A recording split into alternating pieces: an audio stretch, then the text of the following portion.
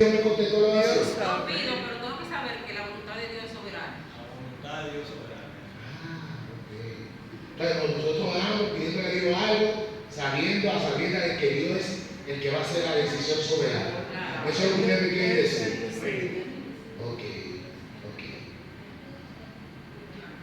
Bueno, parece que hay un asunto ahí. Miren, para entender la oración, lo primero que hay que entender, toda la doctrina de la iglesia empieza en el cielo y en el huerto de Edén. Todas. Las 28 doctrinas. Toda la teología del pueblo de Israel hasta el Apocalipsis tiene que empezar obligatoriamente en aquella Edén. En el Edén, Dios creó un paraíso perfecto, porque dice la Biblia que todo lo que Dios creó era bueno en gran manera. Es decir, lo que Dios hizo, hermano, lo que usted ve hermoso hoy es 100,000 veces mejor que cuando Dios creó con la perfección. Cuando Dios creó al hombre, lo creó para que no solamente cree un ser humano a semejanza de él. Fíjense que el único toque que Dios le dio a lo que él creó, igual a él, semejante a él, fue al hombre. A los animales no lo hizo semejante, al árbol no lo hizo semejante a Dios, sino al hombre, porque el hombre era un ser como especial. Era la creación más linda. Pero no solamente crear un ser humano, simplemente por crearlo para un mundo perfecto, sino que tuviera una relación íntima con él. Amén. Y aunque usted no lo crea, la oración existía antes del pecado. Dice, ¿cómo? Claro, ¿qué es la oración? Hablar a Dios como un amigo. Y no es verdad que Dios era amigo de Adán después que pecó, era amigo antes de pecar. Era su padre, era su amigo. Dice hacer el Señor que bajaba toda la tarde a hablar con ellos. Y yo lo creo. No porque el hermano Abuelo lo diga, sino por la Biblia. ¿Saben por qué? Porque cuando Adán pecó, Dios le dijo, ¿dónde estás tú? Y si esa palabra, ¿dónde estás tú? No es primera vez que Dios busca a Adán. Es una costumbre ya que Dios buscaba a Adán y preguntó por él. No fue que Dios se le ocurrió porque Adán pecó buscando ese día, sino que ellos hablaban todos los días. Y me imagino que Adán le contaba todo lo que hizo en el día cuando Dios bajaba en la tarde. Y eso tiene una relación con el santuario. Cuando Dios en Éxodo capítulo 40 dice que Adán saltó en medio de mí, era que Dios quería estar cerca de su pueblo. Y si quería estar cerca de su pueblo, era porque quería hablar, explicar una relación íntima con su pueblo. Entonces, cuando Adán peca, entonces hay una oración. ¿Dónde estás tú? Me escondí. Ya la oración no se convierte como una amistad, sino como una enemistad. Por eso Pablo dice, el hombre, nosotros nos constituimos enemigos de Dios. Antes Dios era amigo de Adán, ahora Adán ve a Dios como un enemigo. Lo que había Adán antes se gozaba haciendo la voluntad de Dios, ahora Adán rechaza eso. Y nosotros también la rechazamos por el pecado de Jesús. Pero Dios no le hace caso a Adán. ¿Dónde está tu? Me escondí, tuve miedo. Empieza un juicio. Y hay una condena para la serpiente, una para Adán y una para la tierra. Ojo, que Dios amó tanto al hombre que la maldición no cayó sobre Adán, cayó sobre la tierra. Maldijo la tierra. Por eso usted ve tanto terremoto, tanta desgracia en la tierra, porque la tierra está maldita. Son algo a veces que nosotros no tomamos en cuenta, que la Biblia lo dice. La tierra está como maldita por el pecado que Adán cometió. Y por eso usted ve que toma de qué, de mal en peor, la tierra está maldita. Por eso Jesús dijo, esta paz, mi reino no es de este mundo. Porque este mundo está maldito por el pecado. Yo vine a salvar los que están en el mundo. Pero mi reino no es de este mundo. Mi reino está allá en el Padre. cuando estaba en el Sanedrín, cuando estaba delante de Caifás y Anás, le dijo, si este reino fuera mío, no me hubiesen entregado a ustedes. Venían y pelearían por mí. Entonces, ahí se rompe la relación entre Dios y quién, y el hombre. Pero Dios siempre anda buscando al hombre. ¿Qué dice Lucas capítulo 19, versículo 10? Yo vine a buscar la misma palabra que Cristo usó en el huerto del Edén, la usó cuando vino como hombre. Es la misma palabra. Lucas 19, 10. Yo vine a buscar. ¿Quién fue que buscó a Adán? Dios. ¿Y quién es que lo busca a nosotros? Dios. Lo que se había perdido. Entonces, la oración. ¿Me encontró, hermano?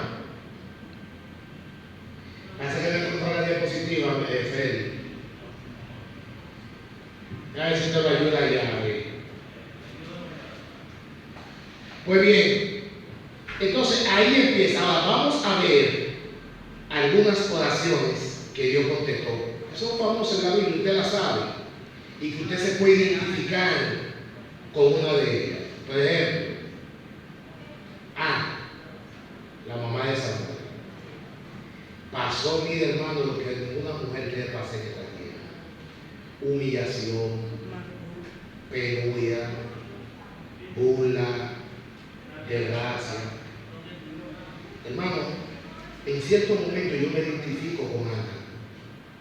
¿Usted sabe por qué, hermano? ¿Cuántas veces nosotros no recibimos humillación en el trabajo, en el hogar, en la calle, de nuestra familia? Sin embargo, Ana tenía una actitud, hermano, de que sabía quién ella había creído. Y allí, ella, en medio de ese dolor, un día decidió decirle al Señor, Señor, yo voy a orar como tú mandas. No era que Dios no estaba contestando la oración de ella, sino que fue ese día al templo. También lo identificamos con Ana, que no importa lo que esté pasando con el sacerdote ni con el ministro. Porque cuando Ana vivió, Elí estaba en el limbo. Los hijos haciendo toda clase de pecado en el santuario. Tan así que Dios tuvo que eliminarlo. Y aún así la iglesia estaba en crisis, el templo estaba en crisis. Ana no dejó de ir al templo. Para aquellos que en algún momento han pensado, voy a dejar de ir a la iglesia porque el primer anciano no me saluda. Voy a dejar de ir a la iglesia porque la hermana no me saludó hoy. O porque no me invitan a comer, o porque estuve enfermo y nadie me visitó.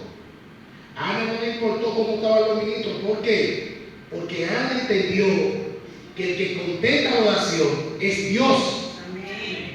No es el anciano, no es el pastor, es Dios a quien tú adoras en esta iglesia, es al Dios que es verdadero.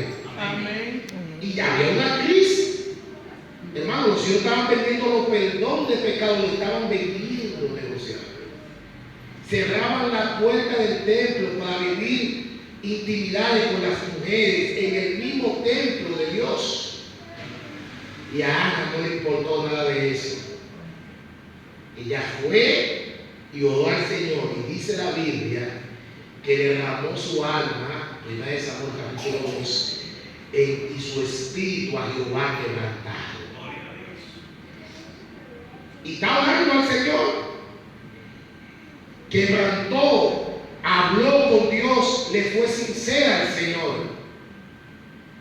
pero le habló a Dios. Pero es víctima del problema que hay dentro de la iglesia, porque el pastor, el sacerdote se le acerca y entiende que ella está embriagada. Y miren qué palabra más dulce, hermano, de una mujer que está fuerte en la mano de Dios. No le echó un boche al ministro, no le tiró en cara el pecado de sus hijos, porque Ana pudo haber dicho, ¿y qué es lo que tú me estás hablando a mí? Si tus hijos están haciendo mil vagabunderías y tú ni lo corriges. Mire que el respeto, aún ella haciendo lo incorrecto, mire el respeto que ella tiene por el niñito que le dice, ay no, mi Señor. Si usted pudiera entender esa traducción en hebreo, como ella lo dice, ella dice, ay no, mi Señor, no piense así de su sierva. La sierva lo que está haciendo es derramando su alma al Señor. Amén. Gloria a Dios. Le dio una galleta sin mano. Le digo, lo que tú no haces, o Dios la usó para decirle eso al ministro, al sacerdote, lo estoy haciendo yo. Hermano, para que ustedes vean cómo Dios obra de una forma poderosa. Yo me imagino, ya son cosas mías personalmente, que cuando Dios le dio a Samuel a Ana, que ella fue y cumplió su promesa, y llegó al niño Samuel al templo, yo me imagino que Ana le dijo, ¿tú te acuerdas aquella vez? Son cosas mías, la Biblia no dice eso, hermano. Son cosas que yo, por lógica, la pienso, porque la Sierva del Señor dice que hay cosas sin especulaciones y sin distorsionar la Biblia que usted tiene que pensar por sí mismo que pudo haber sucedido. Yo me imagino que Ana, cuando llegó al templo, dijo, mira, que aquella vez que tú entendiste que yo estaba entregada, esta es la respuesta de mi oración. Mira al niño Samuel aquí. Y ese niño, que fue la oración contestada, fue algo, hermano, extraordinario. Porque él, siendo un sacerdote mayor, yo no le hablaba a él. Yo no le hablaba a él. Le hablaba a través de Samuel. A través de un niño de 12 años. Tú siempre somos sacerdote. Un niño de 12 años, Dios le está hablando a uno que ya tiene mucho tiempo en la iglesia. Bueno, llegó ya la diapositiva. Dele para adelante, hermano. Ahora, ¿a quién nosotros debemos orar y en nombre de quién debemos pedir? Miren, hermano, hubo una hermana que siempre que oraba terminando en el nombre del Padre, del Hijo y del Espíritu Santo. ¿Está mal eso? No, no está mal. No está mal. Pero la Biblia me dice otra cosa. Que yo debo cumplir una oración en el nombre de quién. Y si Jesús dijo, todo lo que pide al Padre, en mi nombre, no está mencionando el Espíritu Santo ni al Padre. Claro, cuando Cristo dice, en mi nombre, incluye al Padre también al Espíritu Santo. Porque él dice a Felipe, tanto tiempo ha estado conmigo y no ha conocido al Padre. Denle para adelante, hermano. Dice Mateo 6:9, vosotros pues oráis así. Este es un consejo que Jesucristo nos está dando, cómo nosotros debemos orar. Padre nuestro que estás ¿dónde? En los cielos. En los cielos, santificado sea ¿qué? Tu nombre. Es decir, lo primer consejo que Cristo nos da a nosotros es que debemos orar, nuestra oración debe dirigida ¿a quién? Al Padre. Al Padre celestial. Para que su nombre sea como santificado. Usted no puede empezar una oración sin primero hablar con el Padre. ¿Por qué? Lo voy a explicar. Como vamos a ver más adelante, el pecado y la falta de guardar la ley nos ha hecho apartar de Dios, el Padre. De hecho, nadie ha visto al Padre, solamente el Hijo. Nadie ha visto a Dios. Ahora, ¿por qué nadie ha visto a Dios? Porque nuestras iniquidades han hecho división entre Dios y nosotros. Entonces, para yo poder llegar al Padre, primero tengo que dirigirme a Él. ¿A través de quién? Del Hijo. ¿Qué dice San Juan 14:6? Yo soy el camino, la verdad y la vida. Nadie viene al Padre si no es por quién. Entonces, por eso Jesucristo dice que la oración tiene que estar conectada primero con el Padre y terminar en el nombre de Él. Porque Cristo es nuestro abogado, es nuestro defensor, es nuestro intercesor. Él es quien nos lleva al Padre. ¿Me doy a entender? Si haces oración y no mencionas al Padre primero, ni mencionas a Cristo, entonces está dando una voz hueca que no vas a poder llegar a donde el Padre. Porque el Hijo es quien me lleva al Padre. ¿Por qué? Porque Cristo, y ahí quiero explicar algo en cuanto a la salvación. Hermano, dice Romanos 3:23, Romanos 6:23, que estamos destituidos en la gloria de Dios. Y dice el sabio Salomón que Dios bajó a la tierra buscando quien haría justicia y no encontró a ninguno. Nosotros no merecemos nada, hermano, estamos perdidos. La salvación no es lo que yo hago, sino lo que Cristo hizo por mí en la cruz del Calvario. Amén. Amén. Tú y yo llegaremos al cielo con la vestidura que Cristo nos ponga a nosotros. Por eso no vamos a ser destruidos. Es por la vestidura. Y lo voy a hacer brevemente. El hijo pródigo, cuando volvió al Padre, que representa a Dios y representa a Cristo, el hijo fue y se bañó primero y luego se presentó al Padre. Fue sucio. Y el Padre lo abrazó y lo besó. Y después lo mandó a bañar y le puso ¿qué? Vestidura. Y él que nos pone la vestidura. Yo puedo llegar al Padre solamente con la vestimenta que Cristo pone en mi cuerpo. Por eso dice Hechos 4:12 que no hay nombre dado a nosotros, hermano, que no sea Cristo Jesús. Jesús le dijo: tanto tiempo he estado con vosotros y no me habéis conocido, Felipe. El que ha visto a mí, me ha visto a mí, ha visto al Padre. Porque el Padre no puede bajar. Fui yo de los tres que me encarné para manifestar el poder del Espíritu Santo y del Padre. El que me ha visto a mí, ha visto al Padre. ¿Cómo puede ser tu muestra del Padre? Entonces, ¿qué he entendido en esta mañana, hermano? Que si usted pide en el nombre de Jesús, usted está pidiendo lo mismo que el Padre. Que si usted siente el Espíritu Santo, está sintiendo lo mismo que el Hijo y el Padre. Todo lo que, ¿a qué debemos de pedirle primero? ¿A Cristo? No, al Padre. Es al Padre que hay que pedirle primero. ¿En el nombre de quién? En mi nombre, para que el Padre sea glorificado en quién? En el Hijo. En Cristo. Gloria al Padre, dicen amén. Amén. Cuando tú tienes que pedirle al Padre. Y cuidado. Lo voy a poner humanamente para que podamos entender. Si usted tiene un hijo que solamente lo busca a usted cuando le hace falta el pasaje para la universidad, cuando tiene hambre, y nada más lo busca nada más para pedirle, ¿cómo se sentiría usted? Pero déjeme decirle, muchas veces nosotros hacemos eso con Dios. Nada más le pedimos. Pero muy pocas veces le pedimos a Dios que Dios sea en nosotros, que el Espíritu Santo transforme nuestra vida. ¿Cuántas veces pedimos más que lo que agradecemos, hermano? Y nos quejamos más que lo que tenemos. No tengo dinero, pero tiene un techo donde vivir. No tengo salud, pero tiene para comprar la medicina. Entonces hay que tener cuidado de eso con cuanto a pedir, solamente pedir. ¿Sabe Dios antes que le pidamos lo que nosotros necesitamos? Claro que sí. El mismo Jesús dice: no hagáis pues semejante a ellos. ¿Semejante a qué? ¿De qué está hablando Cristo? De los escribas y fariseos. Porque vuestro Padre sabe de qué cosa tenéis necesidad antes que vosotros ¿qué? Hay como una contradicción aparente, pero la Biblia no se contradice.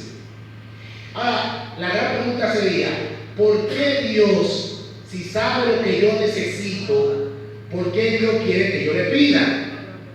Sencillo. ¿Sabe lo que Dios quiere con nosotros, hermano? Entablar una relación de amistad con nosotros. San Juan 17:3. Empero es de la vida eterna, que te conozcan. ¿Y cómo te conoce una persona? Hablando. ¿Por qué la gente tiene un mal concepto de hoy en día? Porque no conoce a Dios. ¿Por qué tú y yo tenemos a veces un mal concepto de Dios? Porque tú y yo todavía no hemos llegado a un nivel de conocer a Dios de tal manera de saber cómo es Dios. ¿Qué dice Oseas 4:6? Mi pueblo no se perdió porque no guardaba el sábado. No porque no llegara, sino por falta de qué? De conocimiento. Entonces Dios sí sabe todo lo que tú necesitas, pero Dios quiere que tú andes a Él como un hijo, como una hija, y tú le expliques la cosa tal como son. Dios quiere eso. Mi hermano, y yo le voy a poner un ejemplo. Mire qué lindo la relación que Dios quiere tener con nosotros. Dice Santiago que Abraham era amigo de Dios. Y Abraham, y mire, le voy a decir algo, usted puede decir, no, pues Abraham no era perfecto. De hecho, en Génesis 15, después que Abraham, Dios le dice, y tú serás perfecto, y andarás en todo mi estatuto, ahí fue que Abraham metió la pata. Habló mentira con su media hermana, se aprovechó íntimamente de una sierva, porque él pudo decir, como para tratar de decir, no, Sara, no, yo no voy a vivir con Abraham, vamos a esperar la promesa de Dios. Se aprovechó de esa situación y vivió. Sí, no era perfecto, para que no digan, yo quiero una amistad con una gente perfecta. No, Abraham no era perfecto. De hecho, Abraham realmente le llega, según la Biblia, y la Biblia dice también, le llega el momento realmente de convertirse realmente totalmente a Dios, es cuando hace el sacrificio de Isaac. ¿Qué es que se demuestra con la Biblia? Jesús dice en Juan, y Abraham vio mi día y se gozó. ¿De qué día hablaba Jesús? Del día que él ofreció a Isaac como su sacrificio. Y eran tan amigos y compartían tantas cosas juntos que Dios iba a destruir una ciudad y lo consultó con su amigo. Pero algo grandioso, de esos detalles que nosotros a veces no nos damos cuenta en la Biblia, el cielo probó el sazón de Sara. ¿Saben ustedes eso? Cuando los tres caminantes llegaron a la puerta de Abraham, Abraham preparó un cabrito y Sara lo cocinó y ellos comieron con Abraham. En pocas palabras, ustedes ven que hacen grandes almuerzos para hablar de negocio. Los ricos hacen almuerzos para hablar de negocio. La iglesia hace cuando tiene un plan, un almuerzo. Hubo un almuerzo con Abraham para hablar un tema. Y era la destrucción de Sodoma y Gomorra. Y Dios consultó, Dios habló con Abraham. De hecho, es el único ser humano en la Biblia que se ha puesto a hablar con Dios de esa manera, decir, no, Señor, si 50, sí, 40, Señor, no 30, nadie se atreve. De hecho, Él es tan atrevido que Él le dice al mismo Señor, discúlpeme, pero sí, no, Señor, discúlpeme, pero si hay 20, si hay 10, esos son dos amigos. Esa es la relación que Dios quiere que tú y yo tengamos. Dios no hace excepción de personas. Lo mismo que hizo con Abraham, lo hace contigo y conmigo. Simplemente tenemos que experimentar esa experiencia. Amén. Amén. Amén. Si Dios conoce todas mis necesidades, espera un poquito, ¿por qué tengo que mencionársela cuando hoy? Dice el mismo Jesús, pedid y se os dará, buscar y qué, llamar y se os abrirá. Porque todo aquel que pide, ¿qué pasa? Recibe. Y el que busca, Halla. y el que llama, Se le abrirá. Miren, aquí quiero explicar un detalle. ¿Qué dice aquí esta palabra aquí? ¿La pueden leer? Se le abrirá. Se la abrirá. ¿Qué dice Jesús en Apocalipsis? He aquí yo estoy a la puerta. La misma palabra. Aquí, ¿la ven? El que llama. El mismo Jesús que está hablando, lo está diciendo en griego, llama. Yo estoy aquí a la puerta y llamo. El que abre, aquí está la palabra. El que abre, que en Apocalipsis, ¿qué dice? La puerta del corazón. Si tú abres la puerta, es que tú recibes lo que Dios te va a dar. Y yo vendría otro día a explicar 1 Juan 5, 13 y 14, donde dice que muchas oraciones, Juan dice que no hay toda por el hermano. No es otro tema, pero tiene que ver con la oración. Para que Dios obre en tu vida de una forma cosa, tú tienes que abrir el corazón a Dios. Amén. Le voy a explicar algo. A veces, nosotros damos mucho por nuestros hijos, por un esposo, por un familiar. Yo no digo que no deje de orar, siga orando, pero hasta que esa persona no deje que Dios entre en su corazón, Dios no puede hacer nada. Dos cosas: o no lo deja entrar o lo rechaza. Le voy a poner un ejemplo bíblico. Samuel amaba mucho a Saúl, pero mucho que lo amaba. Lo amaba tanto que lo lloraba toda la noche a Saúl. Y Dios le dijo un día a Samuel: ¿hasta cuándo? Dime, Samuel, ¿hasta cuándo tú vas a llorar, a orar, a clamar por Saúl?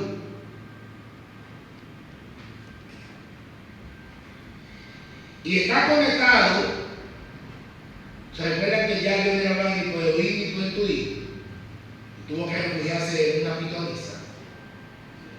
Porque ya Dios no hablaba.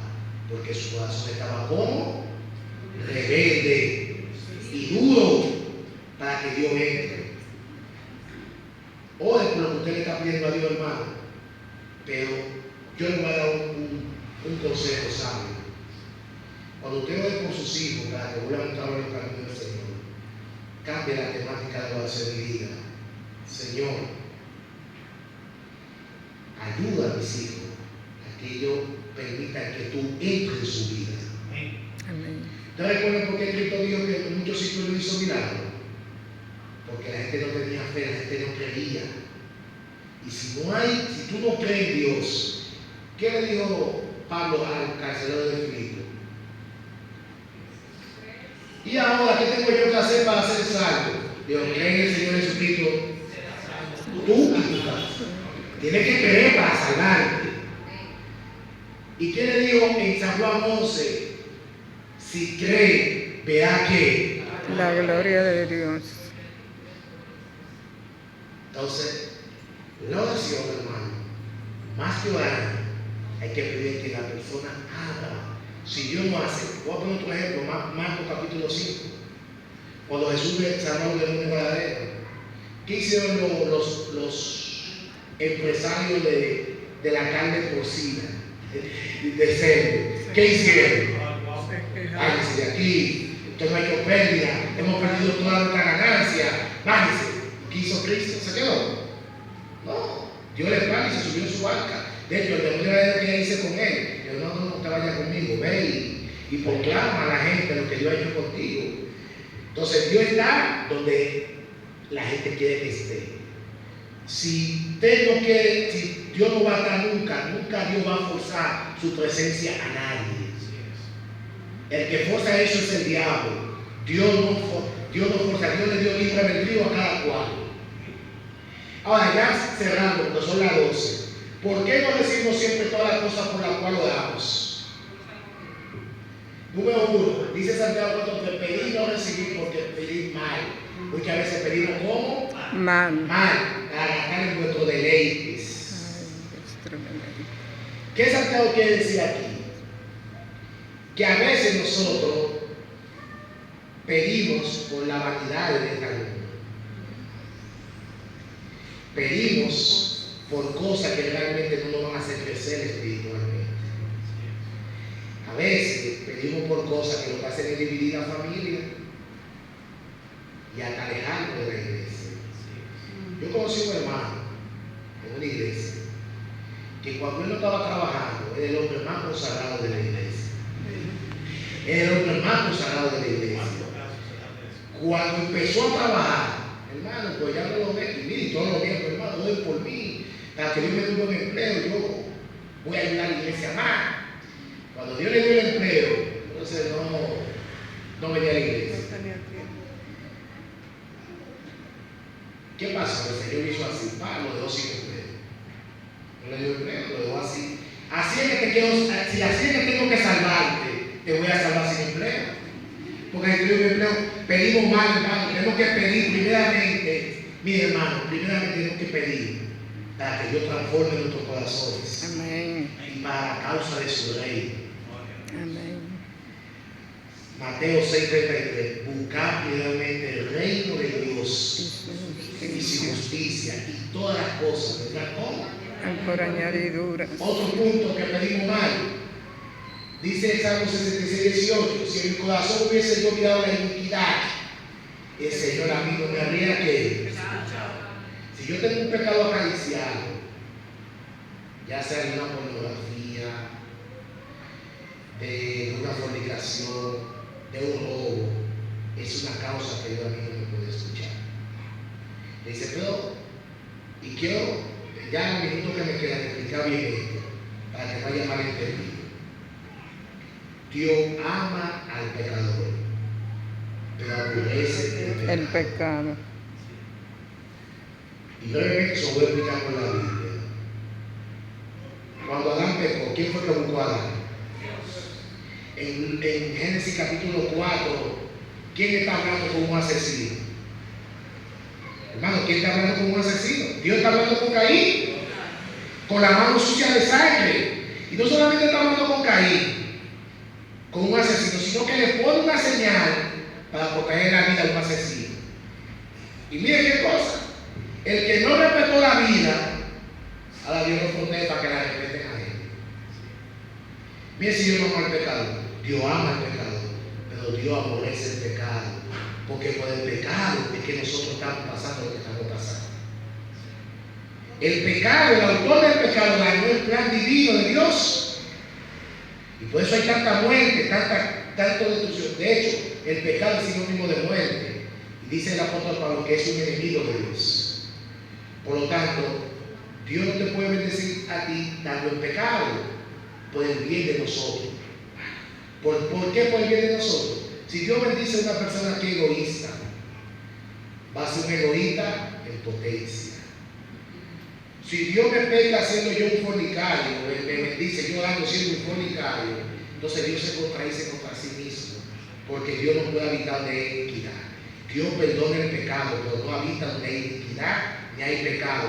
De hecho, la cortina que dividía el santuario, donde se rociaba la sangre de cada pecador, era purificada una vez al año, porque había que purificarse. ¿Usted no ha pensado por qué tenía que purificarse? No solamente se purificaba el alma, sino que toda esa sangre durante todo el año hería. ¿Saben qué quiere decir esta mañana con el santuario? Que el pecado hiere, es nauseabundo. ¿Cómo llegó el hijo pródigo al reino del Padre? Sucio de cerdo. El cerdo es inmundo. Dice que el que come cerdo, el mismo iba dice, será cortado. El cerdo representa inmundicia, el pecado. Si nosotros supiéramos la magnitud y el nivel de lo que Dios repudia el pecado, ninguno de nosotros pecara contra Dios. Porque cuando usted peca, hermano, usted peca contra el mismo corazón de Dios. ¿Qué dice el salmista David en el Salmo 51? Contra ti, Dios, el pecado. Está hablando del siervo y de Betsabé, no está hablando contra ti. Cuando usted peca, hermano, cuando yo peco, yo hiero el corazón directamente al corazón de Dios. Y una burla para Dios, porque Satanás dice, pero mira a Eric, qué bien predicó en una iglesia, y mira hoy cómo está pecando. Eso es que tú dices llamado hijo tuyo, y anda renegando tu nombre por ahí. También nuestro pecado no hay que división entre Dios y nosotros. Vuestro pecado no hay que ocultar de vosotros su rostro para no que el pecado de Saúl, el pecado de mucha gente que no llegó a arrepentirse delante de Saúl. ¿Qué requisito debemos de cumplir para que Dios conteste nuestras oraciones? Hermano, hay condiciones que lo mismo que requisitos. Miren, esto es lo primero que tenemos que hacer. ¿Qué tenemos que hacer? Invocar. Es decir, Dios no te está diciendo que tú no seas pecador. Lo que tienes que invocar y venir a mí y orar a mí. ¿A qué tenemos que orar? ¿Y yo qué? Simplemente tengo que invocar, hermano. Y venir a Dios y Él va a escuchar. Y me buscaré y me hallaré, porque me buscáis de qué? De todo vuestro corazón. Si tú lo estás buscando de corazón. Si tú lo buscas de corazón y tú quieres cambiar, y tú quieres ser el mismo, y tú quieres que Dios te transforme, Dios va a escuchar tu oración y Dios te va a salvar. ¿Cuántos dicen amén? Amén. Otra cosa, ¿cómo puedo tener respuesta a todas mis oraciones? Y cualquier cosa que pidamos, la recibimos de Él porque guardamos Sus mandamientos. ¿Cuál es el requisito? Hay que guardar los mandamientos de Dios. Usted no puede orar enojado con su hermano. El mismo Cristo dijo, usted, no es que te lleven, porque hay muchos que se llevan el tiempo y la ofrenda. No, yo no lo puedo dar porque peleé con mi esposa anoche. No, yo no lo puedo dar porque peleé con él. No. Jesús dice, deje la cuestión en el altar. Deje su cosa hasta que vaya y póngase de acuerdo con quién, con su hermano. Así, hermano, que ya son las 12:04, ya yo concluí. ¿Verdad? Yo sé que ustedes tienen planes para eso, para esta tarde. Hermano, yo quiero hacer una pregunta antes de orar. ¿Cuánto entendieron el mensaje de hoy? Amén. Gloria a Dios. ¿Cuánto quieren poner en práctica, con la ayuda de Dios, no con nuestra propia fuerza, esto que hemos escuchado en esta mañana? Amén. Amén. Si usted lo aprendió, hermano, yo entiendo que mi misión que Dios me mandó a predicar ha sido cumplida. Así que pongamos en nuestro pie para orar.